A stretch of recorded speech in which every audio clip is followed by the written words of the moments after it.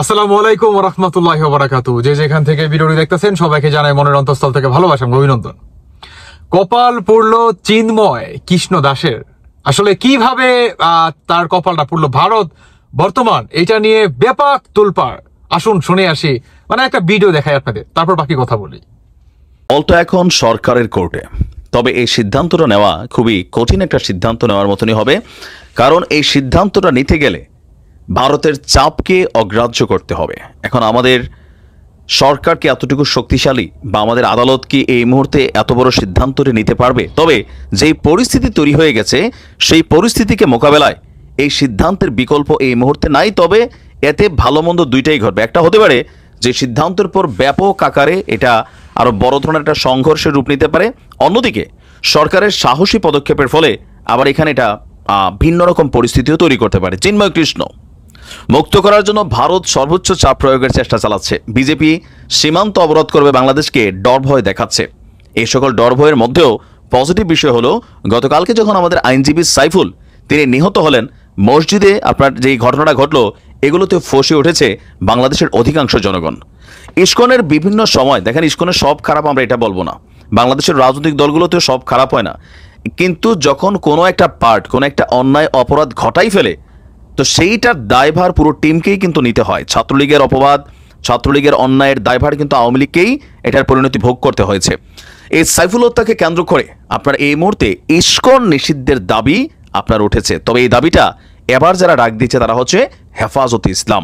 বুঝতেই পারছেন, একটা হিউজ পাওয়ার, আর এই শক্তি যদি মাঠে নামে তাহলে পরিস্থিতিটা যে বললাম না, খারাপের দিকেও যেতে পারে। এর পাশাপাশি আপনার চিন্ময় কৃষ্ণকে জামিন দেবে না এই মুহূর্তে আদালত, বা তাকে মুক্তি দেওয়া হলে দেশে কঠোর একটা কর্মসূচির ঘোষণা বিভিন্ন সংগঠন থেকে আসছে। অলরেডি ইসকনের যে অ্যাক্টিভিটিস সারা বাংলাদেশে, বা এই যে চিন্ময় কৃষ্ণ বহিষ্কৃত এই ইসকন নেতাকে নিয়েও নানান ধরনের অ্যাক্টিভিটিস কিন্তু, বা তার বিভিন্ন বক্তব্য এই মুহূর্তে মিডিয়াতে ভাইরাল।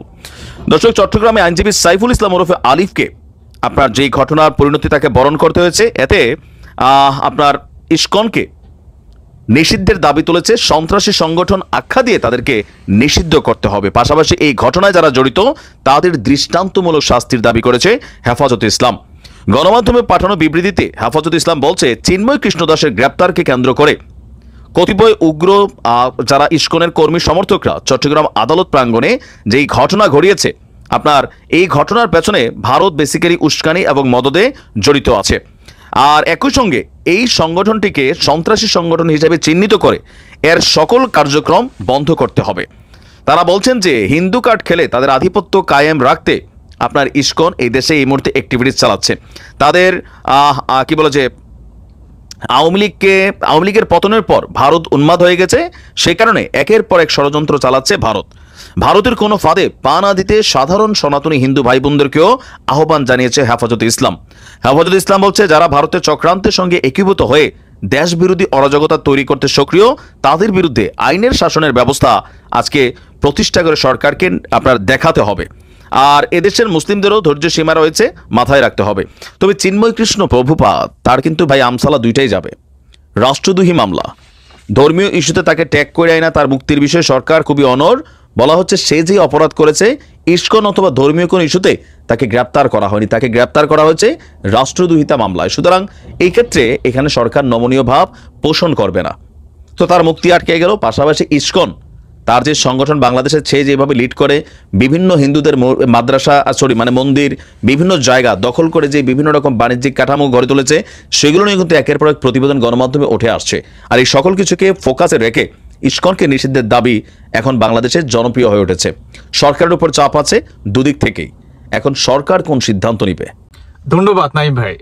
এখন আমার কথা হচ্ছে দুইটা, আমি আসলে দুইটা কথা বলতে চাই আমার অডিয়েন্সদের। সেটা হচ্ছে, আপনারা যারা নাকি আমার অডিয়েন্সের ভিতরে অনেকে হিন্দু ভাইয়েরা আছেন, আমি আপনাদের উদ্দেশ্যে দুইটা লাইন বলবো। প্রথমত হচ্ছে, আপনারা কারো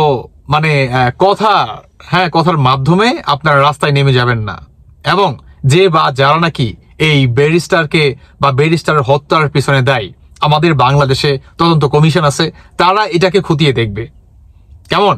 আর ভারতের রয়ের হয়ে কেউ কাজ করবেন না।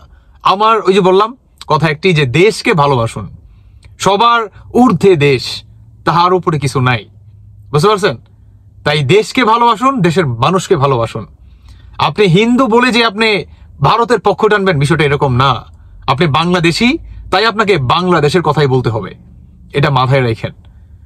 আজকে ভারতে কিন্তু আমাদের মুসলমানদের উপরে কিন্তু অনেক অত্যাচার করে। আমরা কি কেউ কোনো কথা বলি যে তাদের আমাদের দেশে দিয়ে দাও কি এটা সেটা? আমাদের সরকার কি কোনো কথা বলে? না। কি বলে?